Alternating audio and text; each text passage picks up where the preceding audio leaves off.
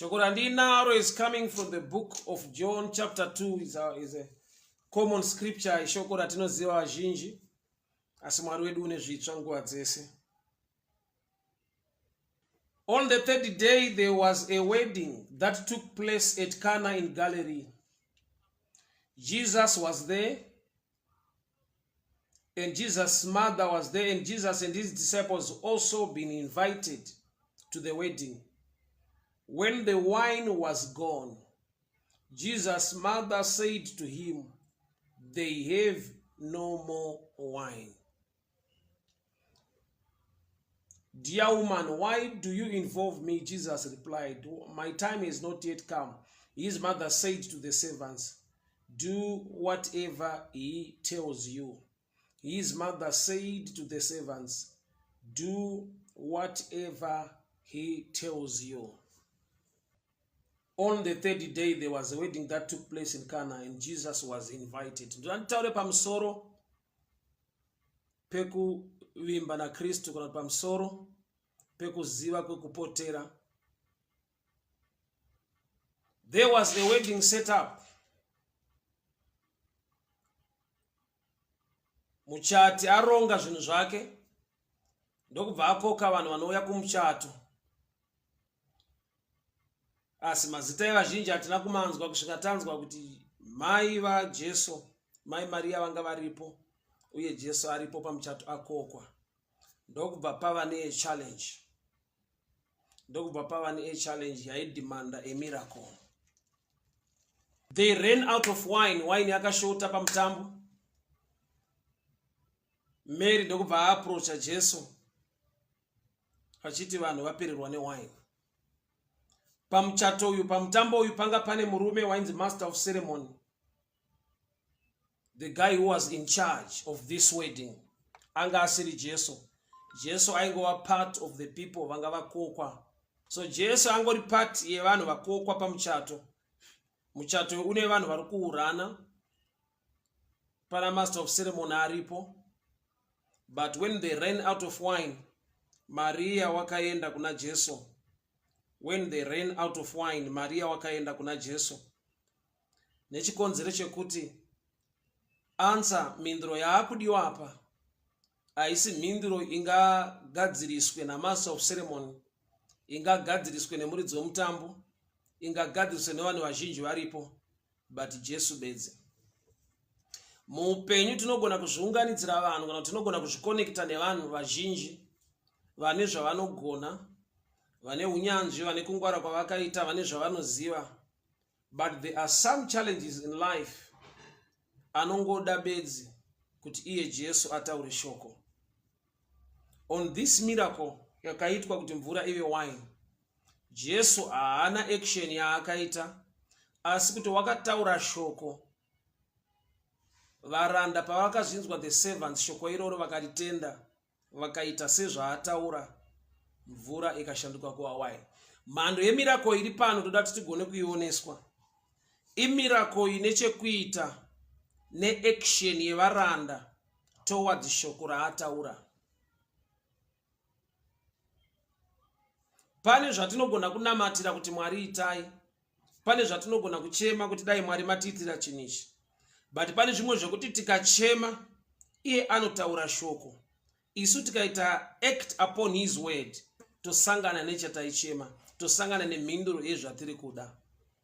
Kune zvinonyengetererwa, kune zvinotsanyirwa, kune zvinonamatirwa. Kogoita munana unoitika nekuda kwekuti munhu une faith, unotenda kushoko rataurwa naKristu. So pano ndine varanda vaperforma a miracle, nekuti ukazvitarisa vanhu havana kutita mvura Jesu akanamata kuti may this water be turned into wine. But vanhu pavakatuta mvura vakanzi endai munopa mukuru wemutambo, it turned into wine.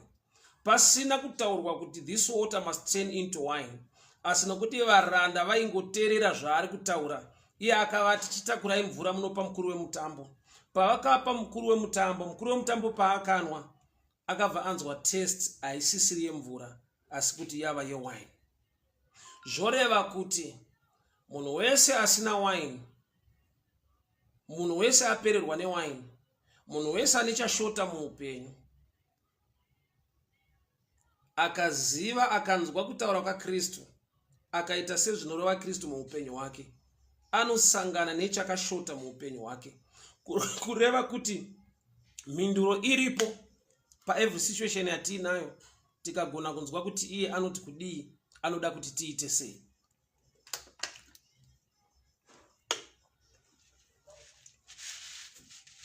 Neimwe nguva ndakambotaura concerning this scripture kuti ichokwadi kuti richinyorwa shoko rinotaridza kuti they ran out of wine, vakapererwa newine, but the revelation behind this havana kunge vapererwa newine, nekuda kwekuti wine yanga iripo as a person. Iye Jesu anoti ndini muzambiringa wezvokwadi, I am the true vine. So we get wine from the vineyard or from the vines, which means wine yanga iripo isina kupera, but iri nhau yekuti havana kunge vaengage Jesu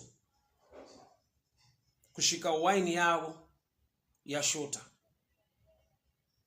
Havana kutaura naJesu kuti vawane imwe wine kusvika wine yavo payakashota, ndo pakazova neimwe wine, kureva kuti wine yagara iripo, but ava vakagona kuzoziva kuti pane imwe wine nekuda kwekuti yavo yekuronga kwavo yanga yapera, yanga isisipo. So pamuchato wepakana havana kuita run out of wine, vanga vaita run out of a revelation concerning wine, kureva kuti pamwe pacho patinochema dai Mwari vatiitira zvino inyaya yekuti Mwari vakatoita kare, basi tisu tisiri kuziva zvekuita kuti tisangane nezvavakatiitira. Mukadzi weSamaria paakauya patsime achida mvura, akatouya nechirongo chake akatanga kuchera mvura. Jesu ariye tsime rakabva kudenga, ariye ane mvura yeupenyu, the living waters. Asi mukadzi wakasvika pakuchera mvura yaakajaira yetsime raJakobho, achisiya tsime redenga riripo, nokuti Jesu akati dai waiziva ari kukukumbira, iwo ndo waitomukumbira nokuti iye ane mvura mhenyu. Zvoreva kuti mukadzi uyu paari kutsvaka mvura iri dhipa, Mwari vaprovaidha kare mvura iri pasurface, but mvura yauya as a person ari Jesu. So pakana havana kupererwa newine, vanga vakapererwa nerevelation, neidea yekuti iye wanonzi Jesu watakoka ndiani. Kureva kuti ukava nerevelation, ukava nemamwe maziviro, uchaona kuti hauna chakashota, asi kuti mhinduro yagara iripo padambudziko rako. Chaunofanirwa chashota mauri is the revelation concerning Jesus. In this year 2022,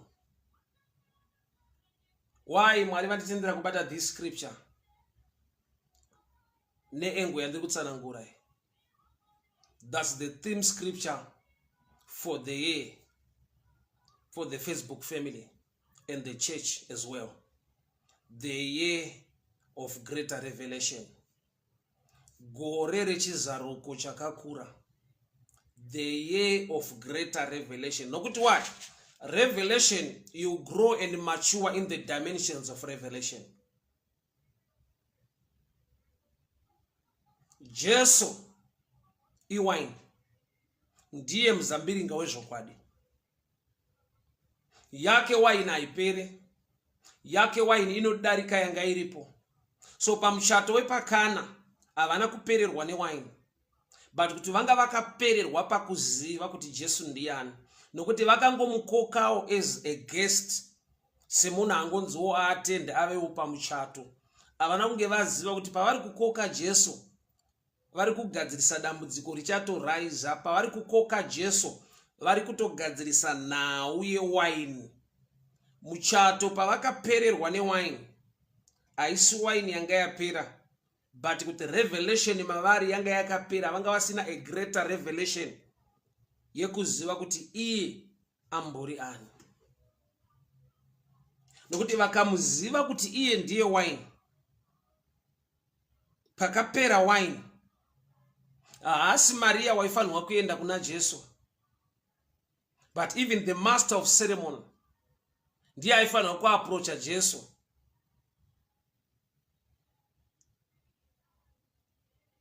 Kureva kuti vese havana chavari kuziva concerning Jesus except Mary. Nekuti Mary haasi muridzi wemuchato, Maria haasiriye muridzi wemuchato. Bible rati Mary the mother of Jesus was there, she was also invited. But pakapera wine, Mary ndiye ane a better revelation. So when you got a greater revelation, auomerwe, aunetseki kana paita challenge, unoziva kwekuenda, unoziva kutaura naye, uye unoziva kuti iye ndiye mhinduro yezvinhu zvatiri kushaya pano. Kurati kazhinji pane zvinhu zvatiri kushaya zvatisiri kuwana muupenyu, zvatiri kuchema kuti dai Mwari matipa gamba zvinhu zviri murenji kana zviri muremu yezvinhu zvatakapiwa kare, but hatina kuzvipiwa as wine, takazvipiwa as a person. Jesus is the new wine of the New Testament. Okay, let me download it this way. Say miracle iri recorded as the first miracle of Jesus. And iri miracle yakaitika pamuchato. Iri miracle ine chekuita ne wine. Muchaona kuti Mwari vachida kuponesa nyika, vanotipa Jesu ane ropa rinonzi once and for all. Kare vanhu vachinamata vachida kuyanana naMwari, kwaitwa ma-sacrifice, ma-animal sacrifices. Saka Jesu ari kuuya neropa rinotsiva, ropa remhuka. Ropa remhuka yeli gore negore raifanirwa kunge richisaswa muhall of the holies kuti vanhu varegererwe gore negore, kureva kuti ranga risingagone kupedza dambudziko racho zvachose. Asi Jesu paari kuuya, ropa rake sacrifice i once and for all. Ndozvokutaurwa nemukuru wemutambo kuti iwo watipa wine inonaka nekusingaperi, which means ropa raJesu rakatinakira nekusingaperi, rinotsiva ropa remhuka, ma-animal sacrifices aiitwa kare. So the first miracle of Jesus pa wedding, pamuchato wepakana, ndi Jesu auya kuzochatisa, auya nokuti ropa rinotaura relationship, ukama. Saka munhu kuti ave neukama naBaba anofanirwa kunge atenda muna Jesu Kristu. Zvoreva kuti kuuya kwaJesu ari kuuya kuzogadzira muchato. Jesu wauya kuzopa muchato, kuzopa ukama, kuzopa kuyanana, kuzopa bond relationship yemunhu naMwari. Saka ropa rake ndo wine, once and for all sacrifice. Ropa rake ndo wine. Saka neimwe nguva munzwa achitaura kuti why do you involve me? Jesus replied, my time is not yet. Kureva kuti ari kuedza kutsanangura kuti ndiri kunzwa zvinhu zviviri pauri kukumbira nhau yewine, kuti wine yapera. Paari kuti my time is not yet, ari kunzwa Maria achikumbira ropa kwete wine. Nokuti kuna Jesu wine inoreva zvinhu zviviri.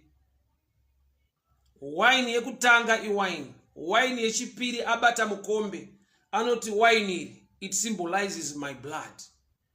Saka paari kuti my time is not yet, ari kuti sei wada chinhu chaunowana bedzi kana ndaenda pamuchinjikwa, sei wakasika kuda kukumbira ropa rangu, iro ropa ndakauya kuzorideura pamuchinjikwa.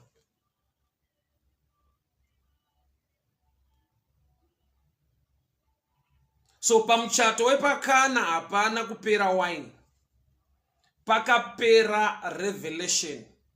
Pakanga pashayikwa chizaruko chiri deeper or greater concerning kuti watakoka uyu ndiani. Mukadzi weSamaria paanoti kuna Jesu takamirira Mesaya akauya achatudza chokwadi. When you lack greater revelation, you will continue to wait for something that God has already given you. Unoramba wakamirira chinhu chawakapiwa kare naMwari. Mundamato wangu mangwanani anasi kuti Mwari vatiwandire nyasha tifambe mu dimension ye greater revelation. Tifambe mu dimension ye greater revelation yechizaruko chakakura. That 2022 is the year of greater revelation. nekuda kwekuti zvimwe zvatinochema kuti Mwari tipei, zvimwe zvatinochema kuti Mwari titambidzei tigamuchidzei, zvatinochema kuti zvapera zvashota patiri, zvinhu zviri available muna Kristu, muna Jesu. But dambudziko nderekuti ukaleka the greater revelation, munotaura statement yekuti pano pane shortage, yet hapana shortage. Wine iripo. Murume wamakoka anonzi Jesu is the new vine, is the true vine. Ndiye muzambiringa wezvokwadi. Kureva kuti kana mune mazambiringa amufanirwe kuchema kuti wine yakashota.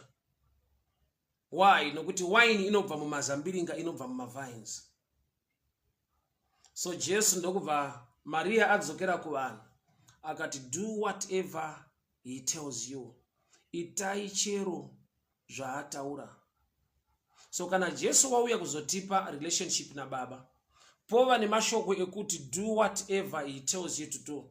Kureva kuti there is a dimension yatofanirwa kuoperate nayo mukunamata Mwari, yekuti you don't question God. Kana Mwari vatiita chinhu, iwe une dambudziko nechichemo chekuti dai Mwari magadzisa zvinhu izvi, unofanirwa kuisa Mwari paremu yekuziva kuti Mwari vanoziva chandinochema, Mwari vanoziva chandinotsvaka. So kana iwo shoko ravo vataura kuti ngaticherei mvura, ngatitutei mvura, zvoreva kuti mvura iyoyo ine chekuita newine iri missing. Hongu mvura haina taste, mvura haina color, haina taste, haina color. But mvura ukaitarisa pachayo isina taste kudaro, vanhu pavakatuta mvura vakapa mukuru wemutambo, the water turned into wine. Mvura yakashanduka ikava wine. Zvanzi mikombe yakashandiswa, there were 6 stone jars which were used by the Jews for ceremonial washing. Jesu paari kuti vanhu tutai mvura, makate kana kuti majazi ari kushandiswa, they were not meant kuti apinde mumba, aichengetwa outside setsika yavo yekuti mvura kana yaiswa majagiwo vanhu vageze, ceremonial washing. But Jesu ari kuti handichada chitendero chekungoti kunze uku zvinoita sekunge uri right, but mukati musina kuchena. Nokuti makate aya anga ari meant kuzadzwa nemvura kuti vanhu vageze, ceremonial washing, washing of the outside. But Jesu ari kuti now ndauya nevhangeri risingabate panze mukati makashata, but vhangeri rinonatsa kubva mukati zvichibuda kunze. Nokuti makate aitakura mvura yekugeza kunze, ceremonial washing. But Jesu paari kuti tutai mvura, mvura ndokubva yava wine, makate haachatakura zvine chekuita neceremonial washing. Makate aya akutakura mvura ine chekuita nemukati. Kusaziva kuti Jesu ndiani, kusava ne deeper or greater revelation, kunoita kuti mucheme kuti pano pane zvashota. Yeti chakatanga kuwanda kwewine nekuti pane yanga iripo, uye Jesu paakauya ndokubva pava neimwe. So wine dzanga dzaapo dziri mbiri, many made wine and wine from above. But vanhu pakapera wine yavo yavatsvaka vega yemizambiringa yavo, vakatanga kuchema kuti pano hapachina wine. Unoziva pane nguva yaunogona kuchema kuti Mwari vandisiya, pano hapasisina business, Mwari vandisiya, pano hapasisina zvinhu zvandaichema nekutarisira. Yet zvinhu izvozvo zviripo, but you need greater revelation to see. Mwari ngaatipe meso emweya ekuona, nekuti pane nguva patiri kuchema kuti pano pane zvinhu zvakashota, zvinhu zvakapera. Chakatotanga i-solution, chakatotanga i-answer, chakatotanga i-increase, kwete shortage. Kureva kuti pamuchato wapakana Jesu paaivapo as a person, he was also there as a solution pa shortage ichaitika muupenyu hwevanhu.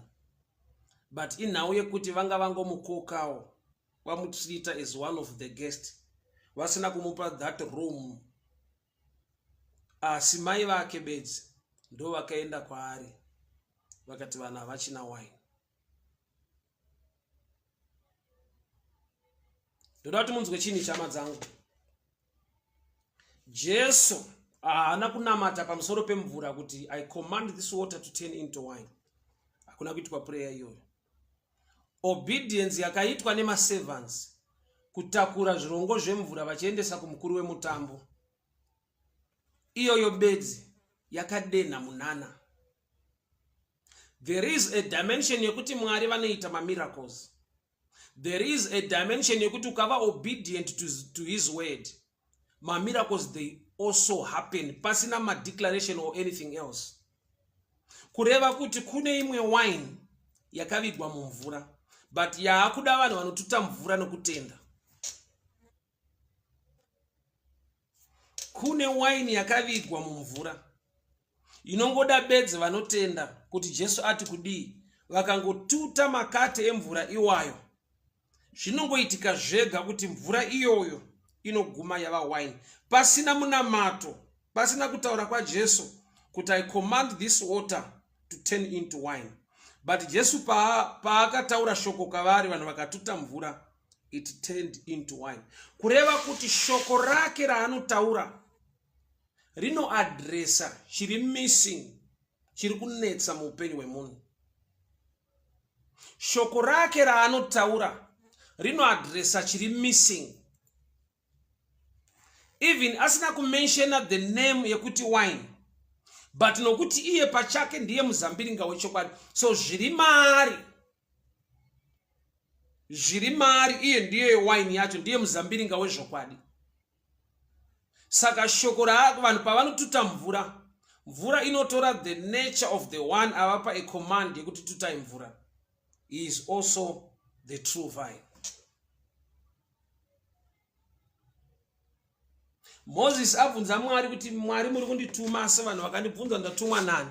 Mwari vakataura zita randoda kuti gononzwisisa, the I am that I am, ndichava wandichava, which means kana Mwari aripo une chese chaunoti chiri missing achisi missing. You need greater revelation yekuti Mwari ndoitei. Chese chaunofudza kuti chashota chapera, iye Mwari ainewe, chinhu ichocho hachina kupera. Ndiwe wapera kuziva, hauna the greater revelation. Why? Nekuda kwekuti kana Mwari aripo wakwana nezvese. Alright, I'll give you this understanding. 2 Kings chapter 5. Ndofunga tese tinoziva nyaya yemurume anonzi Naamani. Bible rinoti Mwari vakapa Naamani kukunda paonde dzake dzese. But he was a leper. The Lord was with him and he was still a leper. But say Mwari vasiri kupedza leprosy ya Naamani kana shoko richiti the Lord was with him but he had leprosy. Uchaona kuti Naamani healing yake yanga yakauya kare maari, but yanga yakavigwa kuva humble kana kuti humility. Tinogamuchira zvimwe zvinhu muna Mwari, kwete neminamato bedzi, but nekuita maprinciples ari mushoko raMwari. By giving you also receive. In prayer you also receive. With humility is another angle yekuti kune Mwari pane zvinhu zvokuti Mwari vakakupa, but iwe usati waanazvo nekuda kwekuti kana chichigamuchirwa nekuzvideredza, your character can delay you to receive what God has already released into your life. I'll repeat this. Your character can delay you to receive what God has already released into your life. Kune zvinhu zvokuti Mwari vakatokupa, but hazvigamuchirwe neminamato, hazvigamuchirwe nefasting, hazvigamuchirwe neworship. Zvinongogamuchirwa bedzi when you become humble. I'll give you an example. Let's say wakamira, wakasimuka wakamira. Mwari oreleasa chinhu chauri kuda kubva kudenga chosvikowira pasi. Ukashetuka chinhu icho chaugone kuchireceiva nokuti chaiswa pasi. ukadeclare, ukanamata, ukaimba, haugoni kuchireceiva nokuchairiswa pasi. The only way to pick that thing that God has released to you, you need to kneel.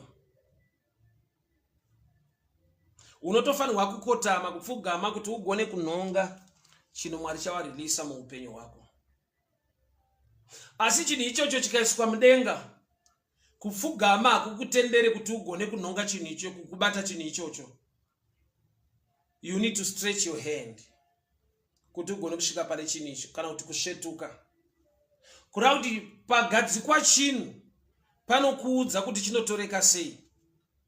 So kune zvinhu zvakagadzikwa murange yehumility, yekuti when you become humble, when you respect others, when you love people, so Naaman healing yake yakauya musi waakasarudza kuteererawo the voice izwi remusikana webasa aishanda mumba make. Remember, iye aiva an army commander. Commander basa rake kuisa macommands, vanhu vachiteerera zvaanotaura. So Mwari pavakareleasa healing mulife yaNaaman, healing yake aigona kuisvikira, kuigamuchira bedzi musi waanosarudza kuva humble, ogonawo kuteerera musikana webasa ari mumba. So kune zvinowanikwa nehumility zvausingagone kuwana by prayer, by fasting or by worship. Ndati chinhu chikariliswa, chikaiswa pasa, wakumbira chinhu kuna Mwari chichadonha kubva kudenga, una kuchiona chichiuya, but cha on the ground.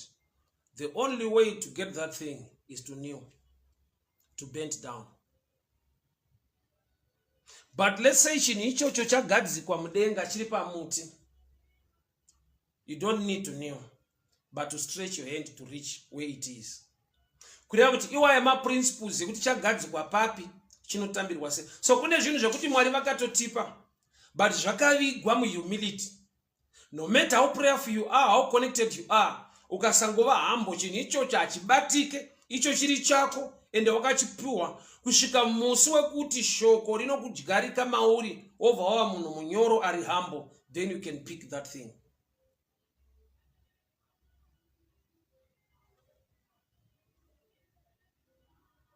This is the year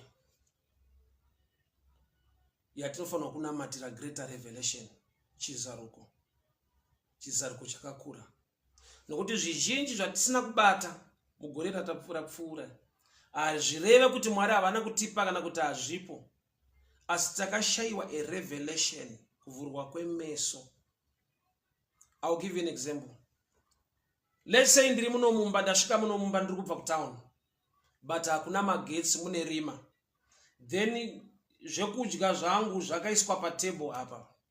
Nokuti mumba mune rima, ndine nzara, chikafu chiri patable, ndinogona kutadza kuchidya nokuti handisi kuona kuti patable pane chikafu, ndine nzara. But panongouya magetsi mova nelight, ndinobva ndaona kuti patable pane chikafu, ndotogeza maoko ndodya. Hazvireve kuti pauya light ndopabikwa chikafu, pauya light ndopava nechikafu patable.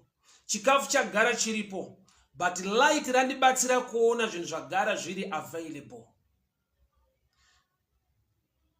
David unoti, thy word is a lamp unto my feet. Shoko renyu ndo mwenje patsoka dzangu.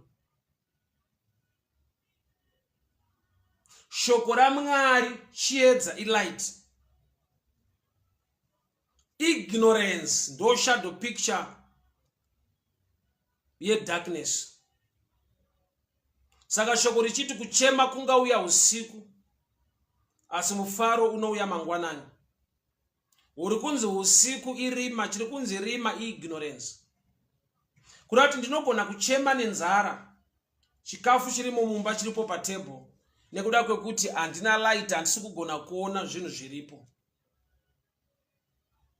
Haga achema nenyota, Mwari vakamuvhura meso akaona tsime remvura. Sazvoreva kuti aichema nenyota ari patsime, nokuti Bible harina kuti Haga Mwari vakamucherera tsime kuti anwe mvura achema nenyota. Bible rinoti Mwari vakamuvhura meso akaona tsime riri pedyo naye. which means chakatotanga mulife yaHaga haisi nyota. Chakatanga akasvika patsime akatanga kuchema ari patsime nokuti meso ake akavharika. Mwari vaitoziva kuti paachadzungaira achitenderera murenje achasvikogara panzvimbo ino. Ndokubva vachera tsime ranga rakatocherwa riri pasaidi paanosvika. Kuna chakatanga mulife yaHaga haisi nyota, chakatanga kuva netsime pedyo naye. Chakamupawo kuchema meso emweya asina kusvinura, akachema nenyota. Mwari vakamuvhura meso akaona tsime remvura. Ufunge nokuti Mwari unoziva ramangwana. Mwari unoziva zvatichada. Saka makona kuti Mwari havana kutanga vasika munhu vakazobvunza munhu tunoda here zvekudya. Vakati atanga chaitika munhu akaiswa mugarden rine michero yaanofanirwa kudya. Kureva kuti Mwari vakatanga neprovision pasati pava nenid.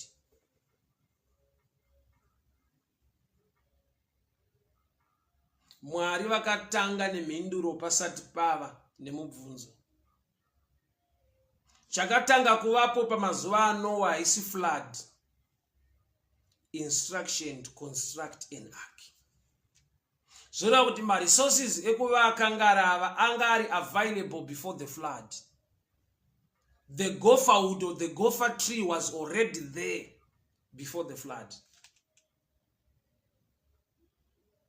So we need a greater revelation. Tinoda chizaruko chakakura. Tiregere kugara tiri vekuchema. Iye Mwari wedu ari Mwari une nyasha nerudo. Akaprovide, akaisa favor pedyo nesu. Asi tinosvika pakutaura kuti aiwa pamuchato paKana waini yakapera.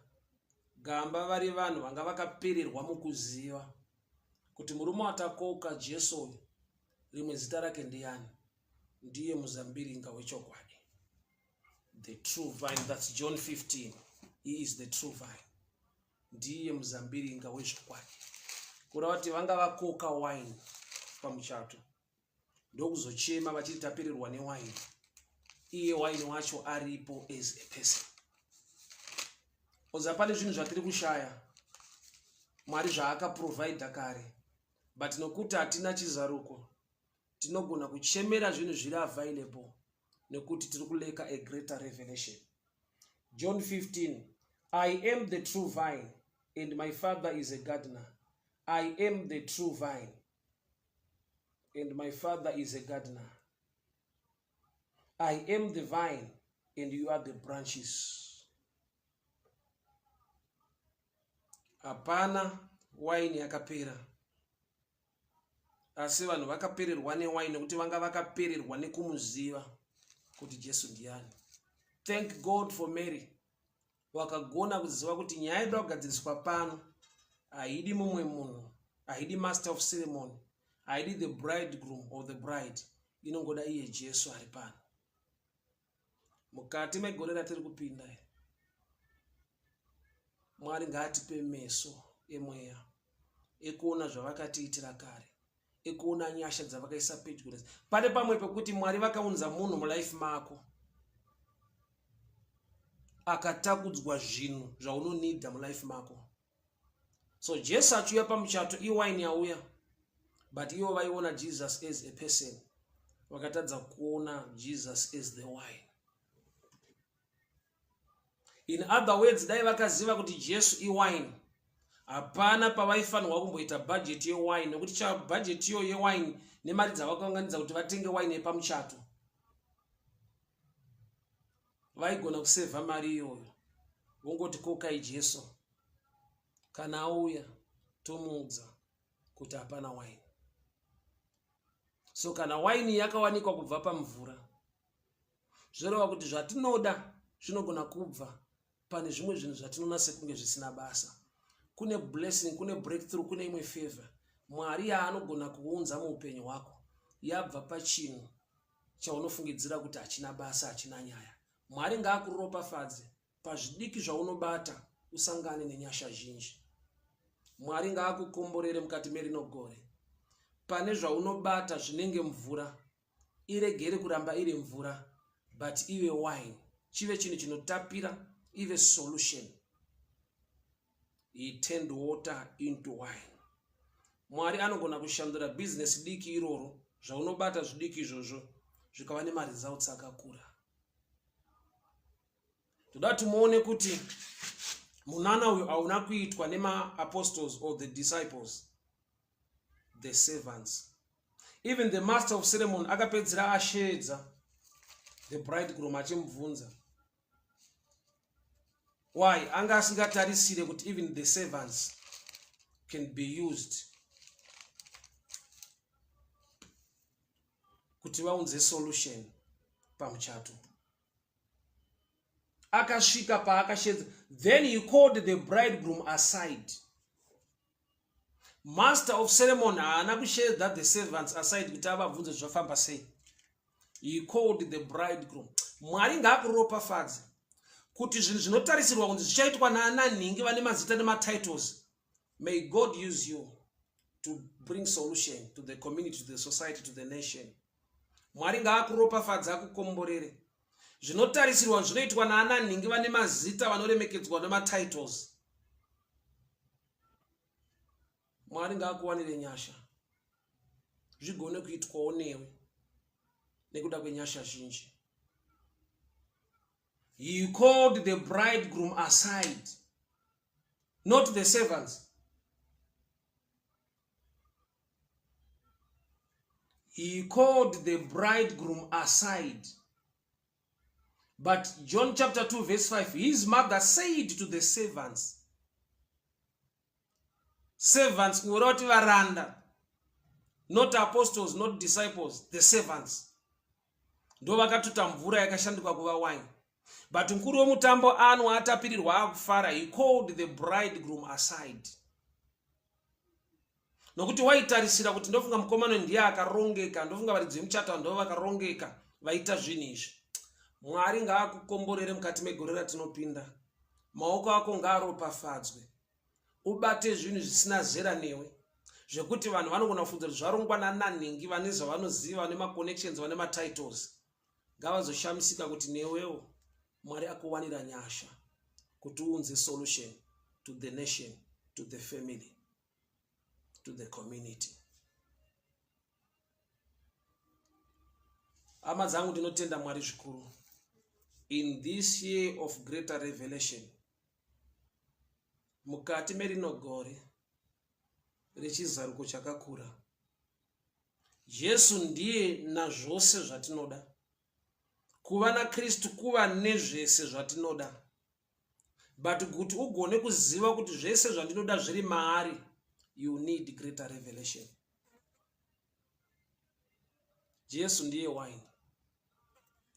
Saka pamuchato pakana pavakapererwa newine, changa chatotanga kuitika, wine yanga yakawanda, yevanhu yanga iripo, uye wine yakaburuka kubva kudenga, anova Jesu anga aripo. Mukadzi weSamaria aenda kunochera mvura, akaramba achida kuvavarira kuchera mvura mutsime raJacob. Iye Mwari aburutsa rimwe tsime, Jesu anova the living waters. Kureva kuti mukadzi paakaenda kunochera mvura, akasvika paine matsime maviri, the spiritual and the natural. But wakada kuvavarira kuchera munatural, mune tsime rinopwa rinopera, achisiya Jesu anova tsime rekudenga. So mukadzi paakaenda patsime akasvika paine matsime maviri. Mhando yemvura yekutanga, mvura yetsime raJacob, the natural water, na Jesu anova tsime rekudenga, the living waters.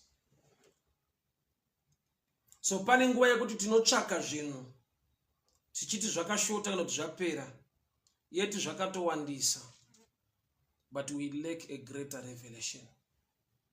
In this year of greater revelation, may the Lord open your eyes. May the Lord God use you as a servant to bring a greater result and solution to your nation and to your family. In the mighty name of Jesus. Amen and amen.